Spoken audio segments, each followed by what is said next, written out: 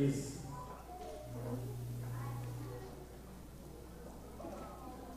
Primeiro aos Coríntios 10, de 1 a 13. Acompanhe comigo a leitura da palavra de Deus.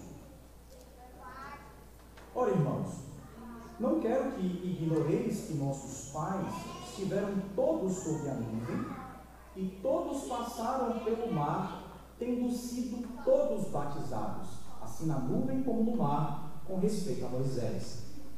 Todos eles comeram de um só manjar espiritual e beberam da mesma fonte espiritual, porque bebiam de uma pedra espiritual que lhes servia, e a pedra era Cristo. Entretanto, Deus não se agradou da maioria deles, razão porque ficaram prostrados no deserto. Ora, essas coisas se tornaram exemplos para nós, a fim de que não cobicemos as coisas más, como eles cobiçaram. Não vos façais, pois, idólatras, como alguns deles, porquanto está escrito: o povo assentou-se para comer e beber, e levantou-se para divertir-se. E não pratiquemos imoralidade, como alguns deles o fizeram, e caíram num só dia 23 mil. Não ponhamos o Senhor à prova, como alguns deles já fizeram, e pereceram pelas mordeduras das serpentes. Nem murmureis, como alguns deles murmuraram, e foram destruídos pelo exterminador. Essas coisas lhes sobrevieram como exemplos, e foram escritas para a advertência nossa, de nós outros, sobre quem os fins dos tempos têm chegado. Aquele, pois, que pense estar em pé, veja que não caia. Não vos sobreveio tentação que não fosse humana, mas Deus é fiel e não permitirá que sejais tentados além das vossas forças. Pelo contrário, juntamente com a tentação, vos proverá livramento, de sorte que possais suportar. Vamos orar mais uma vez? Bondoso Deus, nós temos adorado o Senhor nesse lugar, porque o Senhor nos chamou aqui. Nós reconhecemos quem Tu és em Tua provisão. O Senhor nos tem dado aquilo que é necessário para a nossa vida, não somente a nossa vida física, mas também todos os recursos que são necessários para a nossa vida espiritual. Porém, Deus, esse texto já nos chama a atenção, a uma advertência, Pai. Precisamos estar atentos essa noite, nos auxilia a entender isso em nossa vida. Use o Teu pregador, Pai, com fidelidade para expor as Sagradas Escrituras e dê disposição aos nossos irmãos para acolher a palavra da verdade. E que possamos, ó Deus, sendo edificados pela Tua palavra, sendo confrontados por ela, nos submeter à vontade de Cristo e sairmos daqui gratos em saber que em tudo o Senhor nos tem guardado e sustentado. Ó Deus, nos abençoe essa noite. Mais uma vez, fala conosco, é o que te pedimos, no nome de Jesus. Amém. Irmãos, nós temos aqui, durante estes domingos, aprendido muitas coisas importantíssimas sobre a igreja de Jesus Cristo, a igreja da qual vocês fazem parte, todos nós fazemos parte. Nós temos aprendido aqui lições valiosas do que significa fazer parte da igreja. Mas existem ainda algumas pessoas que podem estar desanimadas, e muitas pessoas ficam frustradas, desanimadas com a igreja de Jesus Cristo. Algumas delas até dizem que o problema em si não é a igreja, o problema são as pessoas que fazem parte da igreja. E por isso, por não querer estarem próximas umas das outras, as pessoas ficam em casa, preferem muitas vezes se afastar da convivência, porque conviver com crente é um negócio muito difícil. Muitas vezes os crentes falam as coisas com a boca, mas ao mesmo tempo em que dizem coisas, contradizem com seus atos. Enfim, eu prefiro ficar em casa porque eu não gosto de lidar com gente hipócrita. Mas falando de hipocrisia, e principalmente hipocrisia dentro desse contexto que tenta justificar a não permanência ou a não adesão à igreja, eu sempre me lembro de um professor que eu tive no seminário, o reverendo Onésio Figueiredo, que não está mais entre nós, está melhor do que nós. Mas ele, certa feita, quando conversava com uma pessoa que dizia não fazer parte de igreja nenhuma por causa dos hipócritas, ele deu risada e disse: ora, você é muito bem-vinda lá, porque na igreja que tem hipócritas, sempre há lugar para mais um. Muitas pessoas não querem vir para a igreja, estão desanimadas, e muitas delas pensam que não faz sentido algum todos os domingos estarem aqui. Não faz muito sentido. Sobre isso eu quero contar uma história aqui que pretende ilustrar um pouco esta realidade. Uma certa feita, um frequentador de igreja, de culto, escreveu para uma revista cristã, dando um testemunho. Ele disse o seguinte: eu tenho ido à igreja por 30 anos. Eu tenho ido à igreja durante 30 anos. E durante esse tempo eu devo ter ouvido aí uns 3.000 sermões. Mas, por minha vida, com exceção de um ou outro, eu não consigo me lembrar da maioria desses sermões que eu escutei. Foram 3.000 e eu não consigo me lembrar de muitos deles. Assim eu penso que tanto eu quanto quem prega está perdendo o seu tempo, está desperdiçando o seu tempo. E para a igreja, então, não é algo assim tão importante. Escreveu, e o editor pegou, publicou na revista, e a repercussão, então, surgiu. Muitas pessoas responderam, e dentre as pessoas que responderam, o editor escolheu uma dessas respostas, e publicou na revista, na seção seguinte. Ele disse assim, a resposta para esse homem: eu estou casado há 30 anos. E durante esse tempo a minha esposa deve ter cozinhado umas 3.000 refeições. Umas 3.000. Mas por minha vida, com exceção de uma ou outra, eu não consigo me lembrar da maioria delas. Hoje eu escutei de um amigo meu que ele não se lembra nem do que tinha comido algumas horas atrás. Imagine, 30 anos casado com a esposa, 3.000 refeições. Ele dizia, eu não consigo me lembrar da maioria delas. Mas de uma coisa eu sei: todas elas me nutriram, todas elas me deram a força que eu precisava para fazer o meu trabalho. Se a minha esposa não tivesse me dado essas refeições, e eu, a mim e aos meus filhos, todos nós estaríamos desnutridos e à beira da morte.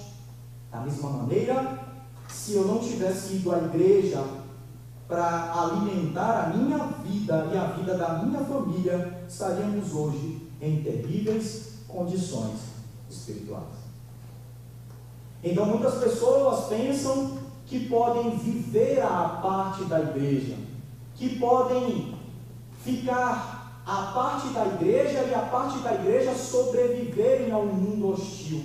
Mas a gente sabe muito bem, durante cada domingo que a gente vem aqui, que escutamos os sermões que temos escutado, somos prova de que precisamos de fato de provisão diária. E nós temos falado isso nesse culto em diversos momentos.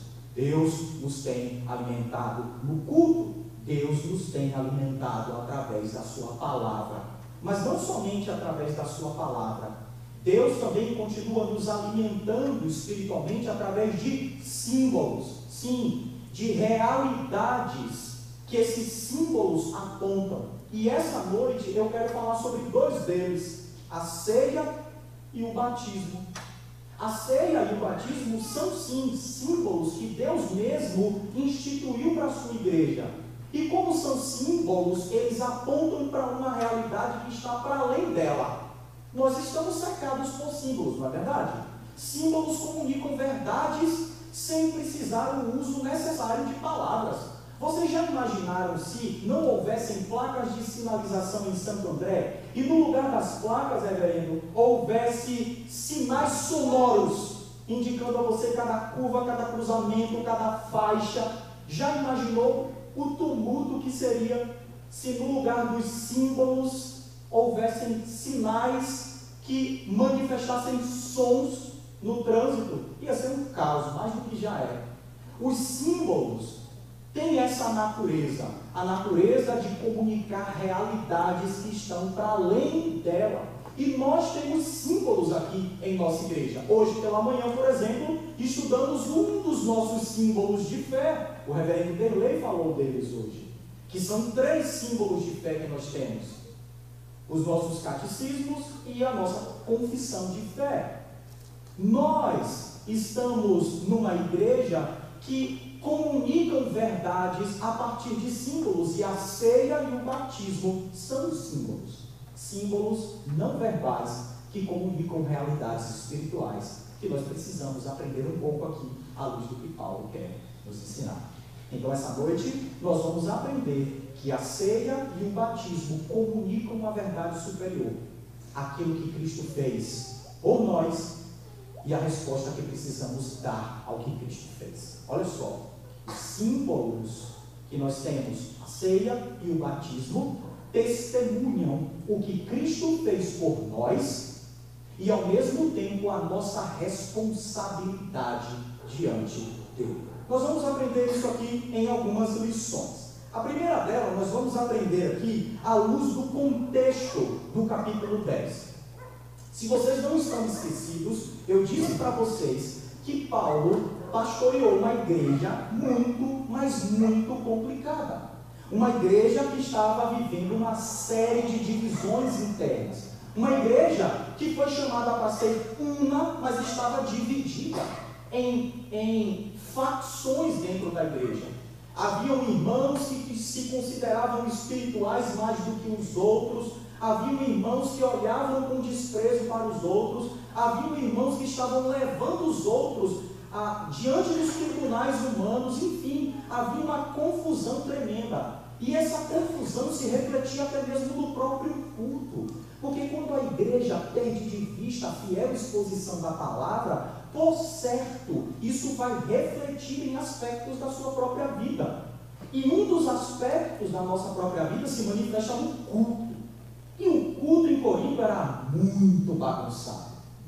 Os irmãos se levantavam e começavam a falar em outras línguas, cada um sem respeitar o outro. Pessoas se levantavam para trazer profecias, outro tinha revelação. As irmãs da igreja não estavam respeitando a sua posição e começavam também a se levantar e falar. Enfim, era uma maior confusão dentro da igreja, porque, meus irmãos, quando nós perdemos o foco em Cristo, quando nós nos desvirtuamos em relação àquilo que Cristo nos ensina a respeito do culto, daquilo que a própria palavra de Deus tem a nos ensinar em relação ao culto, isso se refletirá sim em confusão. Mas nós sabemos, Deus não é Deus de confusão, nós sabemos disso.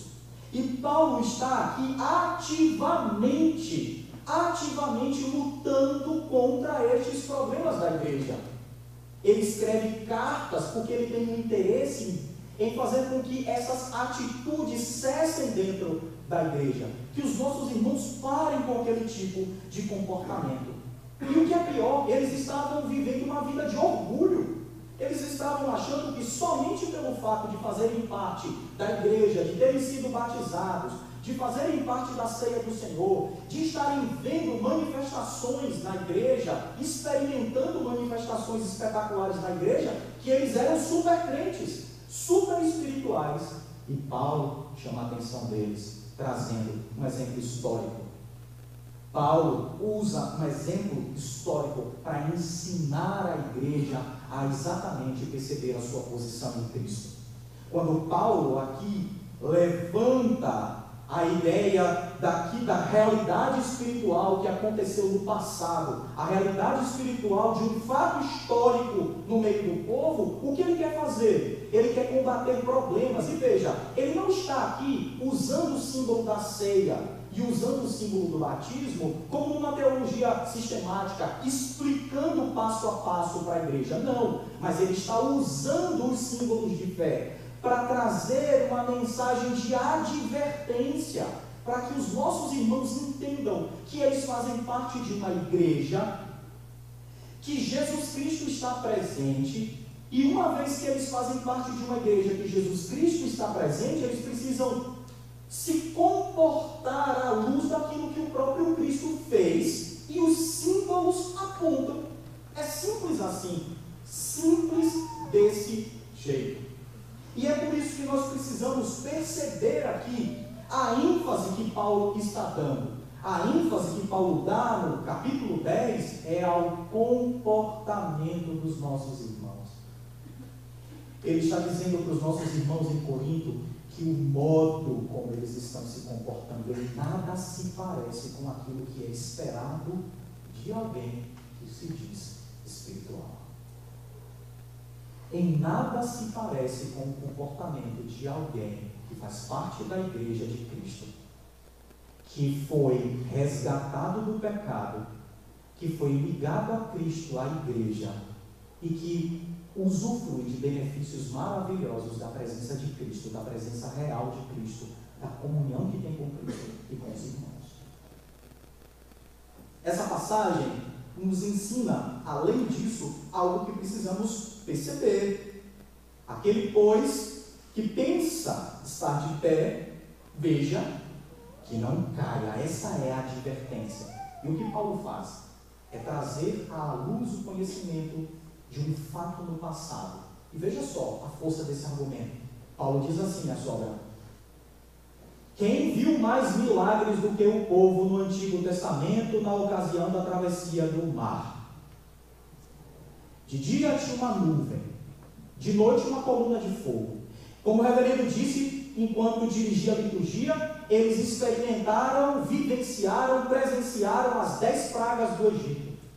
Eles viram os egípcios morrendo atrás dele enquanto eles passaram a seco pelo Mar Vermelho. O Senhor estava entre eles e o exército egípcio. Moisés ia à sua frente. Havia um mediador, havia um líder escolhido por Deus para guiá-los e conduzi-los. Quando eles passaram a seco pelo mar, eles experimentaram do cuidado de Deus diariamente de forma espetacular. Caía do céu maná, vinha como nuvens codornizes. Eles beberam água da rocha, eles foram sustentados por Deus, eles receberam a palavra de Deus, mas ainda assim sonharam em voltar para o Egito. Eles viram tudo isso. Aqui está a força da advertência. Aplicada então ao contexto dos nossos irmãos em Corinto, veja que soco no estômago. Porque eles estavam se achando. Eles estavam achando que eram crentes espirituais, que estavam experimentando das maravilhas de Deus. E Paulo então traz o exemplo histórico para humilhar os nossos irmãos e falar para eles: percebam, assim como aconteceu no passado, vocês estão andando nos mesmos caminhos do povo do passado. E assim como eles receberam bênçãos, que vocês também receberam, mas eles também se afastaram de Deus, assim como vocês estão vivendo. Então, se no passado Deus não se agradou deles, o Senhor não tem se agradado de vocês. Cuidado com isso. Essa é a força da advertência. Paulo, quando escreve o capítulo 10, ele está mostrando para a gente aqui um contraste entre 5 bênçãos e 5 comportamentos equivocados dos nossos irmãos. Ele está falando aqui, fazendo um contraste nos versos de 1 a 4 com os versos de 6 a 10. São 5 bênçãos contrastadas com 5 comportamentos pecaminosos. Ele está mostrando então uma relação de equivalência, que nós não devemos simplesmente confiar naquilo que é a nossa posição. Nós não devemos confiar em nós mesmos, nós devemos confiar no Senhor. Nós devemos nos dispor a nos comportarmos conforme aquilo que Jesus Cristo fez por nós e não confiarmos em nós mesmos. Esse é o contexto. Para isso, ele nos ensina então uma segunda lição. Ele mostra para a gente que os eventos do Êxodo se tornaram então esse símbolo. Um símbolo que está sendo usado para corrigir esse tipo de postura que havia dentro da igreja. Os eventos do Êxodo são aqui, dentro daquilo que Paulo escreve, um símbolo de realidades superiores, daquilo que Deus realizou, daquilo que Jesus Cristo fez, e ao mesmo tempo mostra como os israelitas pereceram por causa da sua própria rebelião. E quais são então essas realidades espirituais que são ensinadas? As realidades do batismo e da ceia.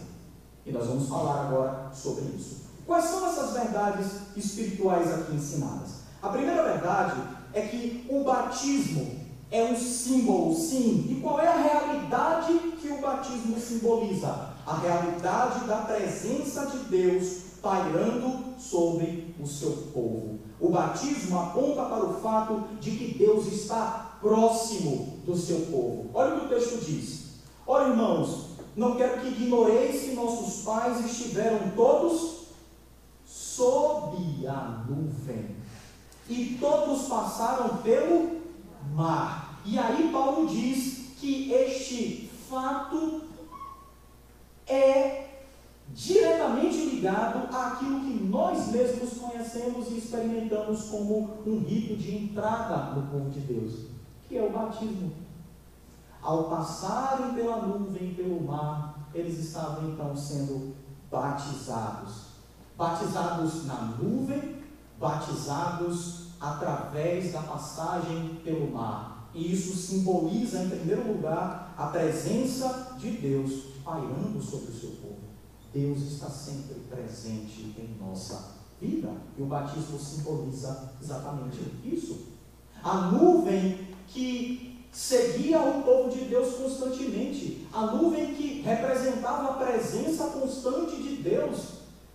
Quando nós, então, olhamos para esse texto e percebemos que Paulo está usando essa figura, entendemos, então, que quando nós somos batizados, quando nós levamos os nossos filhos ao batismo, o batismo aponta exatamente para essa presença de Deus constante sobre a nossa vida, sobre a nossa existência.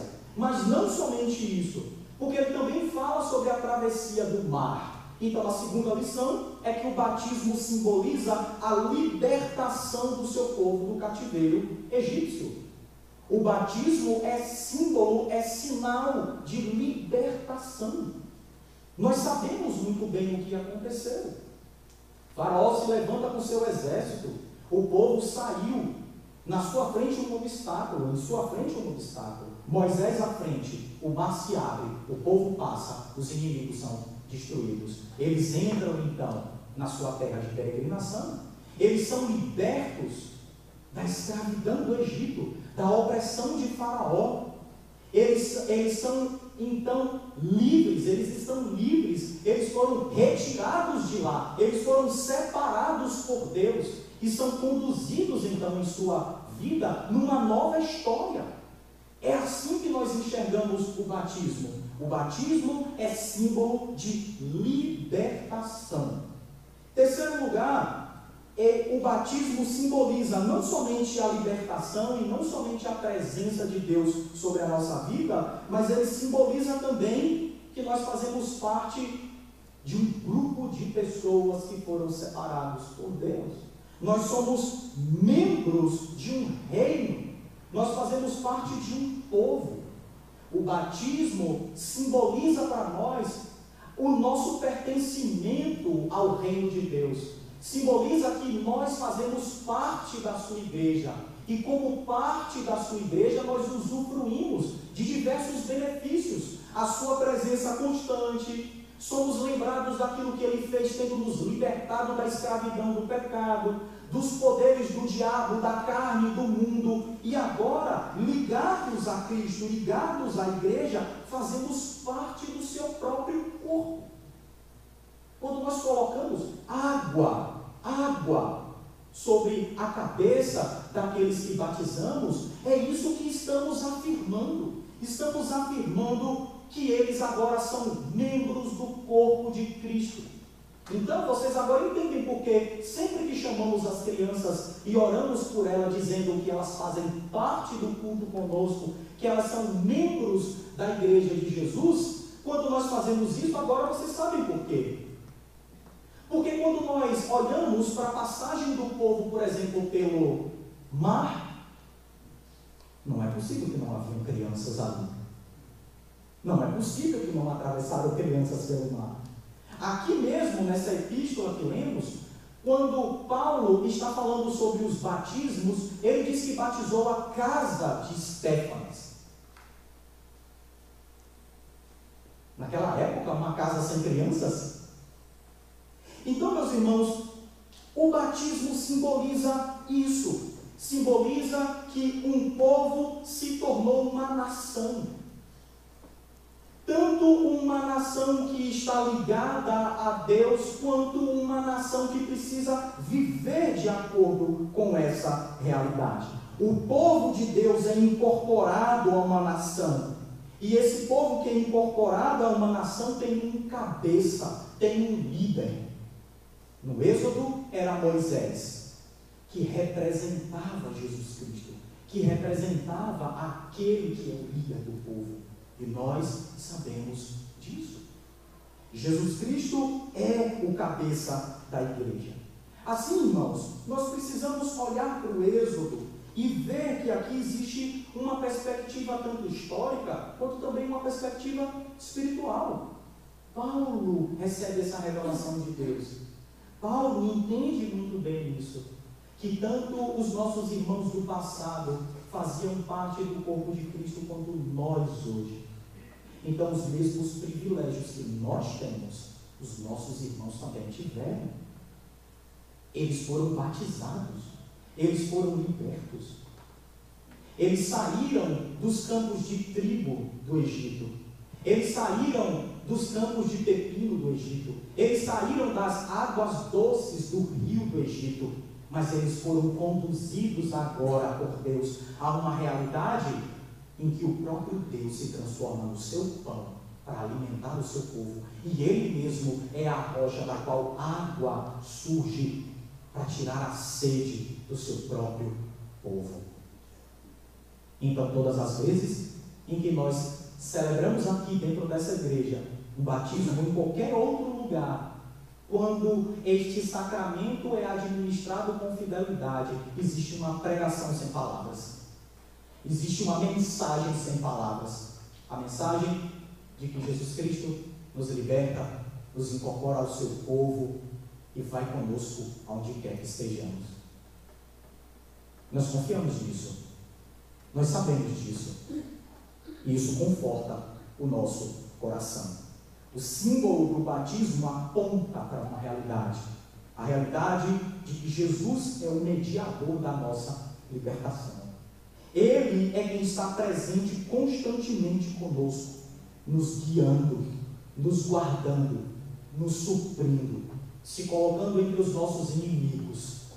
Deus é este que servimos. Nós somos retirados do mundo, assim como o nosso povo foi retirado do Egito.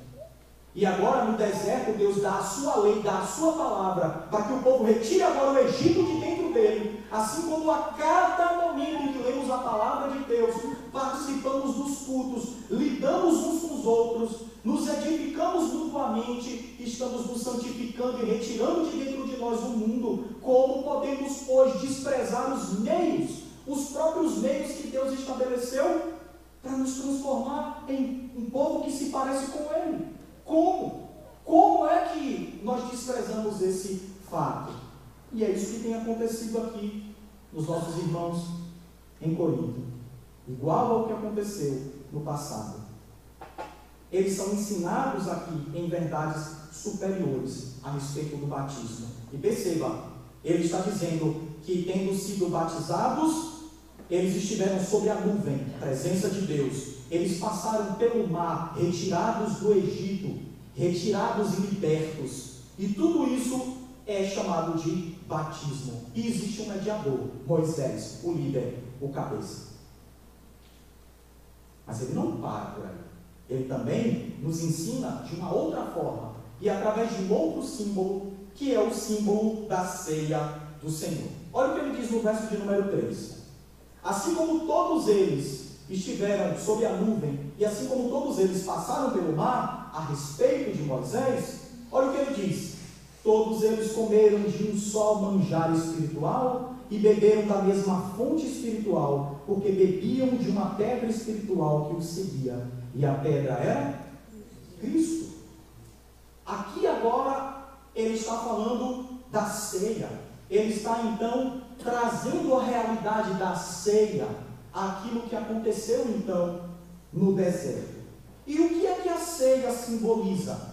A ceia simboliza o tipo de vida que nós levamos porquanto fazemos parte do povo de Deus. A ceia aponta para nós a realidade do tipo de vida que eu e você levamos porque fazemos parte do povo de Deus. E nós devemos entender isso à luz da palavra, porque a palavra nos diz que nós levamos uma vida sustentada por Deus. Olha só, esse texto mostra para a gente que eles comeram e eles beberam e eles estavam bebendo de uma pedra que os seguia. Cristo que estava presente na vida dele constantemente, e eles comiam frequentemente. Ao falar de uma necessidade básica, comer e beber, Paulo, tendo revelado a verdade de Deus, transpõe a realidade física para uma realidade espiritual. Ele fala a respeito desse tipo de nutrição, ligando isso àquilo que o próprio Jesus Cristo fez. Ele está dizendo para mim e para você que Jesus tem um cuidado contínuo da sua vida e te sustenta nas coisas mais elementares da vida, dando a você água, dando a você pão. O mesmo líquido e a mesma substância que nós aqui, incorporando a ceia do Senhor, apresentamos diante de vocês e participamos dela, como um símbolo de que Deus nos está sustentando e nos está nutrindo. O corpo de Cristo partido, para que nós, que somos tão diferentes entre si, pudéssemos viver nele como um só, um corpo dividido, mas em Cristo unido. Um corpo diverso, mas em Cristo incorporado, sendo um só. Ele dividido para que eu e você fôssemos um só. Quando nos aproximamos da ceia, precisamos ter isso em mente. Deus cuida do seu povo. A outra realidade é que a ceia também simboliza uma vida à mesa. Uma vida à mesa. Quando nós olhamos os dias de ceia, vamos perceber que os elementos estão sobre uma mesa. Ele não pode ficar flutuando. Ele fica sobre uma mesa. E quando nós olhamos para a mesa do Senhor, nós somos lembrados de que fazemos parte de uma família, porque fomos incorporados a essa família pelo batismo, e como parte de uma família somos nutridos pelo pai de família, somos nutridos por aquele que nos sustenta e que vai conosco. É assim, meus irmãos, que quando nós nos aproximamos da ceia, ela está gritando para nós essa mensagem. Ela está anunciando sem palavras essa realidade. Deus tem sustentado a sua vida porque você faz parte da família dele. Ele tem te sustentado. Ele é o seu pai. E ele é aquele que te acolheu como parte dessa família. E assim, a ceia também nos ensina que nós vivemos uma vida na presença dele. Porque Cristo sempre esteve presente. Ele esteve presente no deserto, ele esteve presente na vida dos coríntios, e ele continua presente em toda a nossa existência. É assim, meus irmãos, que Cristo continua e vai continuar presente na igreja, através da pregação fiel da palavra e através dos sacramentos, através da nossa reunião, através dos nossos cânticos que expressam a realidade da palavra de Deus. Cristo sempre estará presente. Agora, você sabe disso, né? É claro, parece que eu estou chovendo no molhado. O crente sabe disso, que Jesus Cristo sempre está presente. Mas tem um problema, irmãos. É que muitas vezes, aquilo que eu sei se desconecta daquilo que eu sinto. Muitas vezes em nossa vida, a gente sabe que Deus está perto, mas parece que Ele não está. E é por isso que dia após dia nós precisamos reiterar o fato de que Jesus Cristo nunca nos abandona. Porque tem momentos na vida em que parece que o exército egípcio vai nos alcançar. E parece que o mar não vai se abrir. E não pense que Deus vai fazer você andar sobre as águas. Não vai. Não vai. Mas no meio disso tudo, diante daquilo que Jesus Cristo faz por nós, nós temos um símbolo que por meio dos seus elementos nos trazem a memória disso, a memória de que Deus nos sustenta. Ei, desempregado, quero falar com você. Eu quero falar para você agora. Quero falar diretamente para você. Quero fazer uma aplicação desse princípio à sua vida. E eu quero fazer essa aplicação invocando um outro texto, que é Deuteronômio capítulo 8. Olha só, em Deuteronômio capítulo 8, Moisés escreve assim: recordar-te-ás de todo o caminho pelo qual o Senhor teu Deus te guiou no deserto esses 40 anos, para te humilhar, para te provar, para saber o que estava no teu coração, se guardarias ou não os seus mandamentos. Ele te humilhou e te deixou ter fome e te sustentou com o maná que tu não conhecias, nem teus pais o conheciam. E para quê? Para que Deus fez isso? Para te dar a entender que nem só de pão viverá o homem, mas de tudo que procede da boca do Senhor viverá o homem. Essa mensagem serve para trazer esperança ao nosso coração e ao mesmo tempo para dizer se o nosso coração está confiando em Deus ou confiando em si mesmo, confiando naquilo que pode trazer segurança e sentido para ele mesmo a respeito de quem Deus é. Eu quero falar a você que de repente está vivendo lutas nesse sentido, está procurando emprego e não acha, está tentando e não consegue. Eu não estou dizendo para você desistir, mas eu estou dizendo para você que você precisa olhar para o fato de que Deus pode estar provando o seu coração, que Deus pode estar provando você, para que você conheça se você de fato confia que Deus pode suprir você com o pão que você não conhece, com a água que sai da rocha. Se Deus é este Deus que você crê, espere e confie e continue distribuindo seus currículos. Mas entenda essa realidade: Deus está sempre cuidando de nós. E é interessante, meus irmãos, que o batismo é algo que acontece uma única vez, não é verdade? Pelo menos dentro da igreja presbiteriana, a gente não rebatiza ninguém. A gente batiza uma única vez. Isso significa dizer que, com o símbolo do batismo, o batismo uma única vez, nós estamos dizendo que definitivamente aquilo que o batismo simboliza acontece na vida de quem é incorporado na vida de Jesus Cristo. A gente é definitivamente liberto da escravidão. A gente é definitivamente redimido do nosso pecado. A gente é incorporado a Jesus Cristo de um modo tal que a gente não se perde. Mas uma vez só. Mas quando a gente olha para o símbolo da ceia, que nós temos que rememorar constantemente, a ceia une então a realidade do passado àquilo que ainda vai acontecer no futuro. Ela ocorre sempre.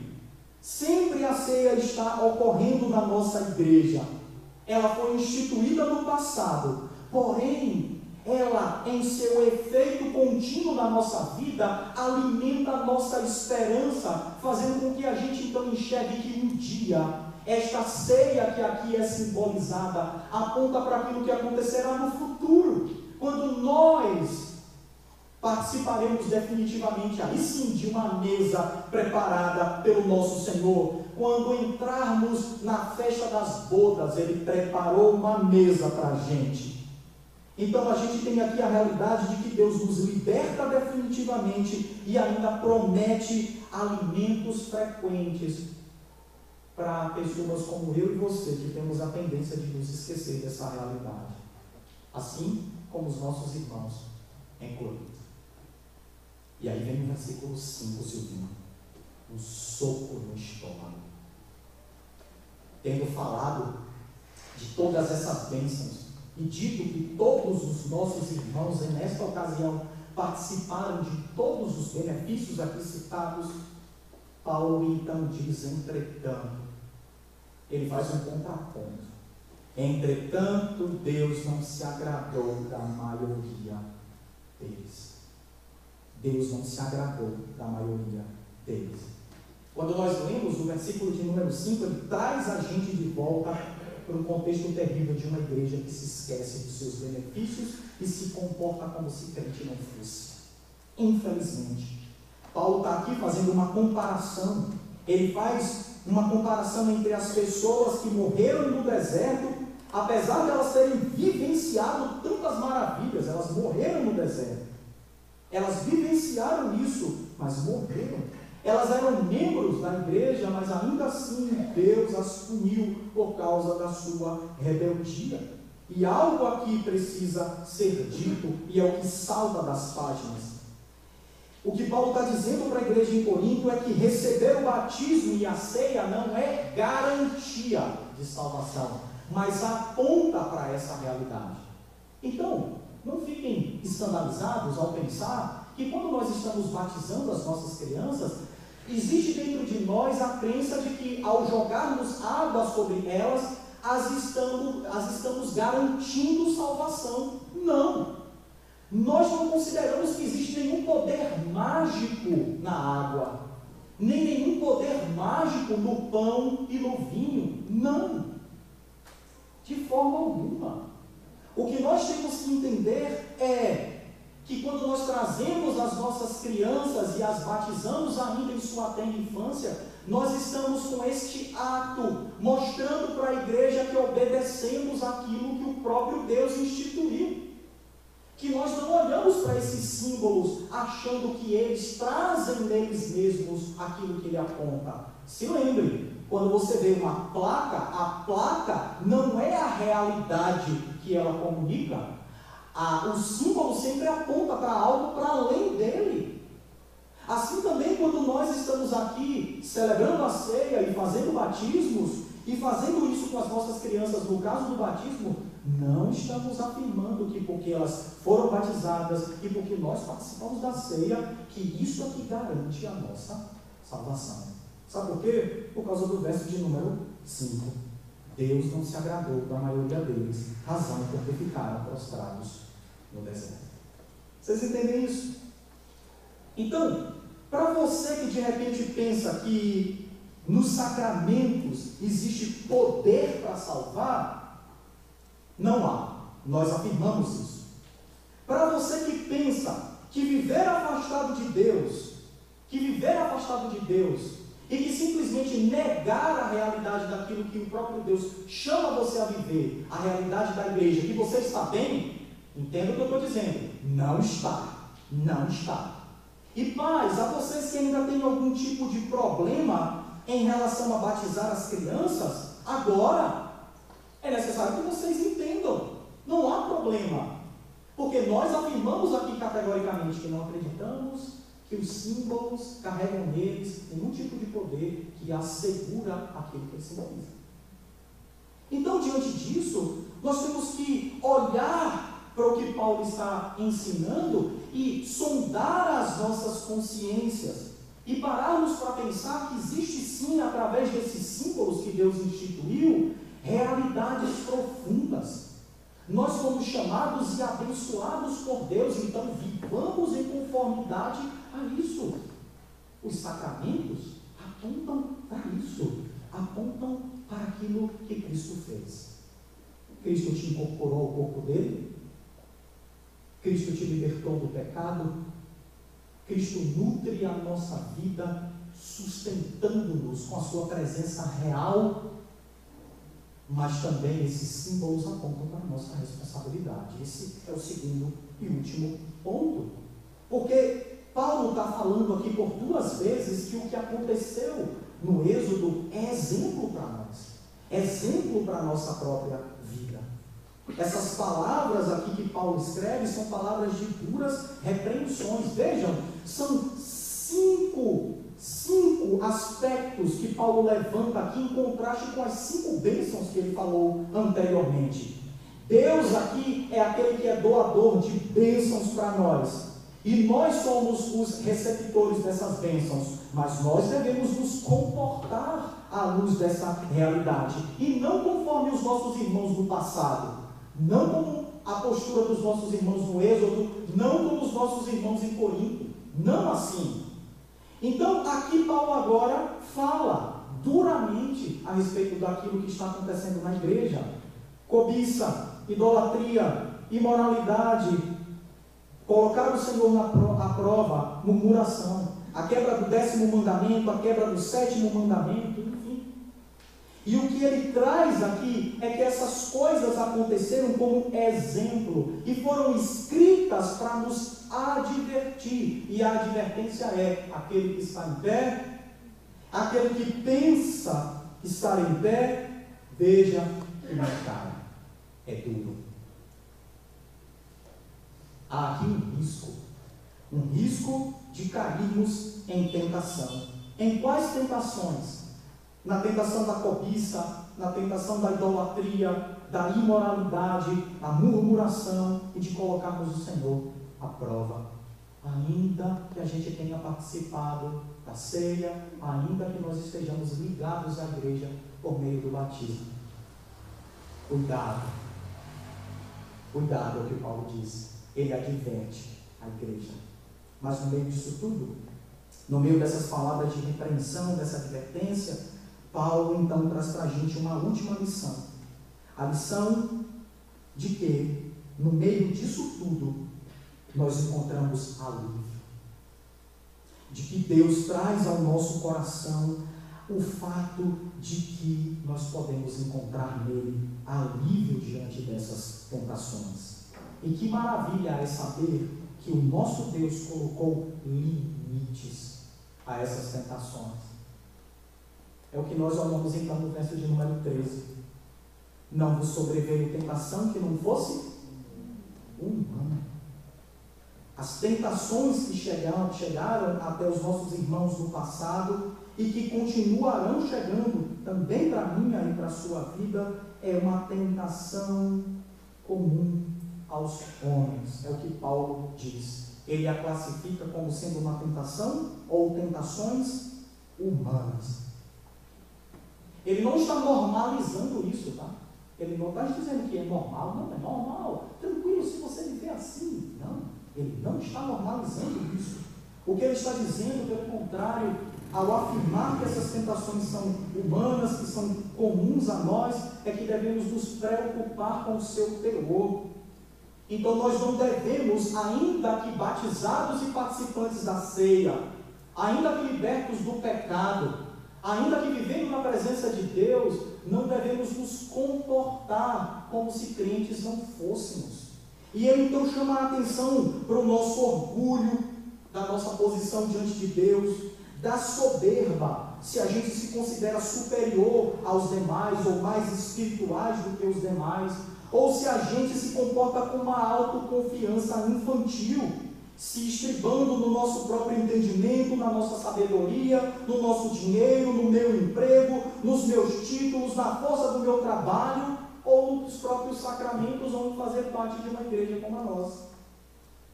E não confiarmos simplesmente e unicamente em Jesus Cristo. Então, eu tenho uma frase aqui que pode nos ajudar a entender essa realidade e nos livrarmos das tentações e enfrentarmos as tentações. E a frase é: se você quiser estar seguro contra a tentação, se você quiser estar seguro contra a tentação, comece a desconfiar de você mesmo.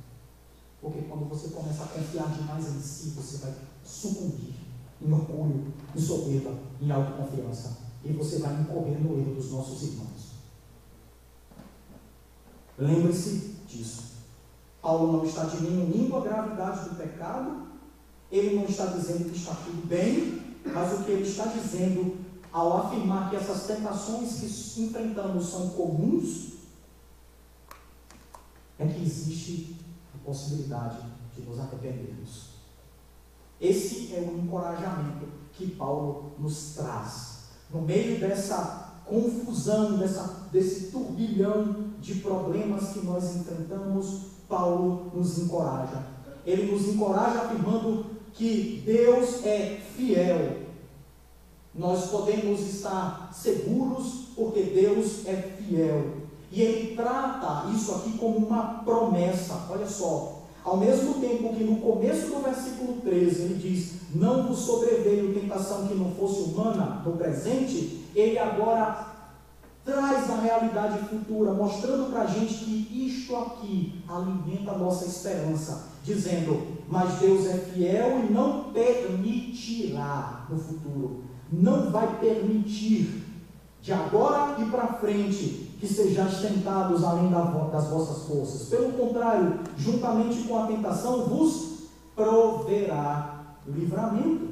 Trata-se então de promessas para fortalecer a nossa esperança. Qual é a conclusão disso tudo? O que é que nós podemos aprender disso tudo? A gente deve aqui aprender, meus irmãos, o que Jesus fez por nós. E o que Ele fez por nós não é pouco. Ele nos libertou. Ele nos incorporou a Ele mesmo. Ele nos deu as suas bênçãos. E ao mesmo tempo nós somos responsáveis para viver de acordo com isso. É esperado que eu e você assumamos uma postura adequada, uma postura que seja condizente ao nosso novo padrão de vida, o novo padrão de vida que experimentamos quando nós participamos da ceia. Nós somos parte de um povo unido a Cristo e por isso nós somos membros uns dos outros. Nós somos participantes dessas bênçãos que os sacramentos que aprendemos aqui simbolizam. E nós fazemos parte disso. O batismo mostra que nós fomos separados do mundo, que nós fomos libertos do pecado e incorporados à igreja. O batismo testemunha a aplicação da obra de Cristo em nós, que nos une e que nos liberta, que faz com que nós sejamos um povo só, nos tornando participantes da igreja. E a ceia mostra para a gente o tipo de vida que a gente leva como participante dessa nova aliança. Como participantes da ceia, nós fazemos parte de uma família, temos nutrição constante, temos a presença espiritual de Cristo e vivemos em comunhão com Ele. E disto tudo aprendemos que eles testemunham para a nossa responsabilidade. Nós somos responsáveis por obedecer a Deus e manifestar essas bênçãos que recebemos dele em nossa comunhão. E como manifestamos isso? Com amor abnegado, com unanimidade confessional através da pregação fiel do Evangelho e através dos sacramentos. Esse aqui, meus irmãos, é o quadro geral simplificado de uma igreja verdadeira. Os sacramentos são sinais que a gente pode perceber, são sinais que testemunham acerca dessa graça do Senhor, da graça de Jesus Cristo, e ao mesmo tempo aponta para os benefícios que nós recebemos, porque nós fazemos parte dessa aliança. Agora pense um pouco. Se você ainda não se aproxima da mesa do Senhor, se você ainda segue negando o fato de que é necessário participar da igreja de Cristo e se submeter àquilo que Ele estabeleceu como sinais do seu pertencimento, como é possível? Como é possível seguir nesse mundo em trevas, cheio de ruídos, cheio de tentações?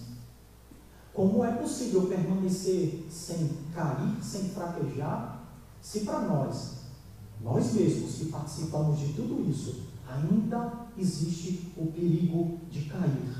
O que dizer daqueles que vão continuar andando, dizendo que não precisam de Cristo, da igreja e nem dos seus benefícios? Então, todas as vezes em que nós olharmos para esses sacramentos, olharmos para esses sinais, nos lembremos disso. Precisamos do que Cristo fez e devemos andar em conformidade ao que Ele fez, se somos parte do seu povo. E para isso, que Deus nos abençoe e nos ajude. Vamos orar? Deus querido, nós agradecemos ao Senhor, porque o Senhor nos ensina diversas lições. Lições que aprendemos ouvindo e lições que aprendemos vendo. Obrigado, Deus, porque o Senhor instituiu os sacramentos, que são meios de graça para fazer com que a nossa fé ganhe, aumente e se fortifique em esperança. Obrigado, Deus, porque quando participamos desses sacramentos, nos lembramos daquilo que realmente o Senhor fez. O Senhor nos libertou através do seu corpo partido para que muitos se tornassem um só. Muito obrigado por isso, Senhor.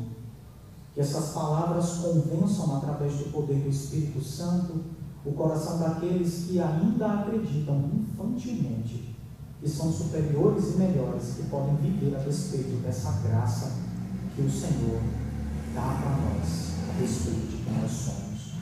Abençoa essa igreja, Senhor, para que siga fiel, administrando os sacramentos e pregando o verdadeiro Evangelho de Jesus Cristo. Ó Deus, obrigado pelo teu sustento permanente. Obrigado, Deus, porque o Senhor tem feito isso em nossa vida. Agradecemos-te no nome de Jesus. Amém.